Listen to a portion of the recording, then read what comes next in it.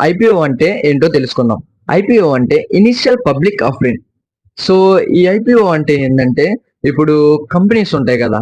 Companies లో stock market లోకి వచ్చే కంటే ముందు రీటైలర్స్ నుంచి డబ్బుల్ని రేస్ చేయాలంటే అంటే క్యాపిటల్ ని రేస్ చేయాలంటే ఈ ఐపీఓ త్రూ జరుగుతుంది అనమాట.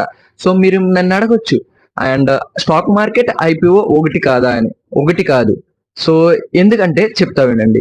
సో ఇప్పుడు ఐపీఓ ద్వారా కొంత అమౌంట్ అనేది రేస్ చేస్తారు కదా. సో కొన్ని షేర్స్ అనేవి అలౌట్ చేస్తారు.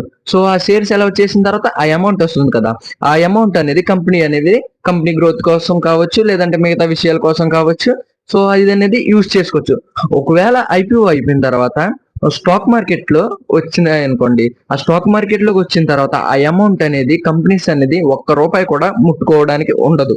కేవలం ఐపీఓస్ లో ఉన్నాయి చూసారా, ఆ అమౌంట్ మాత్రమే కంపెనీ అనేది యూజ్ చేసుకోగలదు.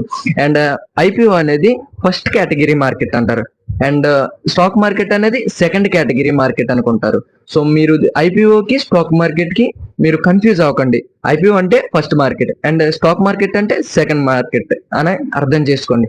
సో నెక్స్ట్ వీడియోలో ఏం మాట్లాడుకుందాం అంటే బ్రోకరేజ్ అంటే ఏంటో తెలుసుకుందాం.